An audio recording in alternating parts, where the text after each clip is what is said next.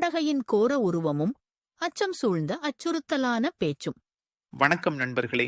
ராமாயணத்துல, அதிலும் கம்பராமாயணத்துல தாடகை வதைப்படலம் அப்படிங்கிறது ரொம்பவே ஒரு பரபரப்பான பகுதி. முந்தைய பாடல்ல அந்த பேராற்றல் படைத்த தாடகை உலகம் நடுங்கும்படி, இடியே அஞ்சும்படி ஒரு கர்ஜனை செஞ்சாள்னு பார்த்தோம். விண்ணும் மண்ணும் திசைகளும் நடுங்கின. இந்த ஆர்ப்பரிப்பு சும்மா இல்லை. இது நான் வந்துட்டேன், இனி என்ன நடக்கப் போகுதுன்னு பாருங்க அப்படின்னு சொல்ற மாதிரி இருந்தது. அந்த பிரம்மாண்டமான ஆர்ப்பரிப்புக்கு அப்புறம் தாடகை என்ன செய்தாள்? அங்கே நின்று கொண்டிருந்த ராமன், லட்சுமணன், விஸ்வாமித்திரர் மூவரையும் என்ன பார்வையோட பார்த்தாள்? கம்பர் அடுத்து ஒரு அற்புதமான காட்சி வர்ணிப்பை தருகிறார், கேளுங்கள். ஆர்த்து அவரை நோக்கி நகை செய்து, எவரும் அஞ்ச கூர்த்த நுதிமுத்தலையாயில் கொடிய கூற்றைப் பார்த்து எயிறு தின்று பகு வாய்முளை திறந்து ஒரு வார்த்தை உரை செய்தனள் இடிக்கும் மழை அன்னாள். இங்கே கம்பர் தாடகையை எப்படி அறிமுகப்படுத்துறார் பாருங்க. இடிக்கும் மழை அன்னாள்.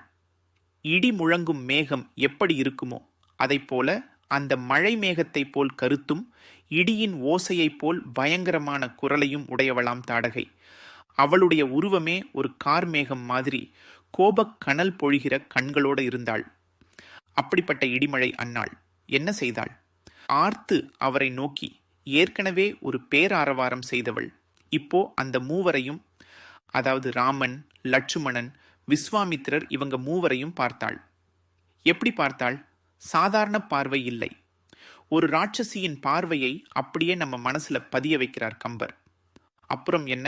நகை செய்து எவரும் அஞ்ச ஒரு பெரிய சிரிப்பு சிரித்தாள். அது சாதாரண சிரிப்பு இல்லை, இகழ்ச்சி நிறைந்த கொக்கரிக்கும் ஒரு கோரமான சிரிப்பு அது. என் முன்னாடி வந்தாச்சா, இனி உங்களுக்கு என்ன நடக்கப் போகுதுன்னு பார்க்கிறேன் அப்படிங்கிற இருமாப்போடு, ஏளனத்தோடு சிரித்தாள். அந்த சிரிப்பை கண்டவுடனே அங்கிருந்த எல்லா ஜீவராசிகளும், அங்கிருந்த விஸ்வாமித்திரர், லட்சுமணன் உட்பட அனைவரும் ஒரு கணம் நடுங்கி போனார்கள். ஆனால் ஒருவன் மட்டும் நடுங்கவில்லை. அவன் யார்? நம் ராமபிரான். தாடகை சும்மா நிக்கலை, அவளுடைய கைகள் சும்மா இருக்கல.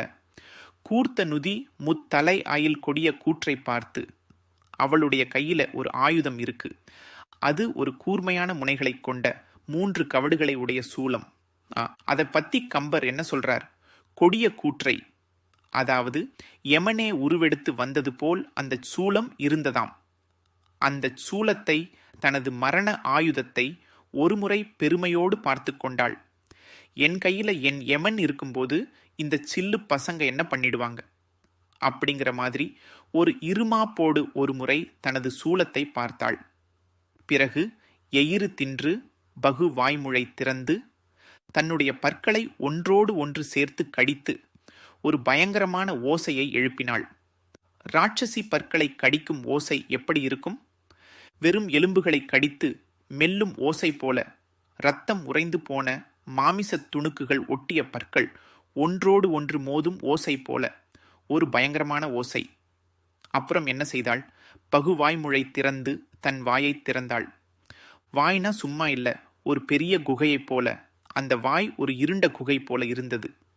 அதை பார்க்கும்போதே, அடடா, உள்ள போயிட்டா திரும்பி வர முடியாதே அப்படின்னு அச்சம் பிறந்தது. அப்படிப்பட்ட கோரமான தோற்றத்தோடு, இடிமுழக்க குரலோடு, பயங்கரமான சிரிப்போடு தனது சூலத்தை பார்த்து பற்களை கடித்து குகை போன்ற வாயை திறந்து ஓர் வார்த்தை உரை செய்தனள். ஒரு வார்த்தை பேச ஆரம்பித்தாள். அந்த வார்த்தை என்ன சொல்லி இந்த புதியவர்களை அவள் அச்சுறுத்தினாள்? அதுதான் அடுத்த பாடலில் கம்பர் அழகாக கோரத்தோடு நமக்கு சொல்கிறார். இந்த அத்தியாயம் நம்மை மெய்ச்சில் இருக்க வைக்கிறது இல்லையா? அடுத்த பாடல் தாடகை ராமனிடம் என்ன பேசினாள் என்பதை நமக்கு தெளிவுபடுத்தும்.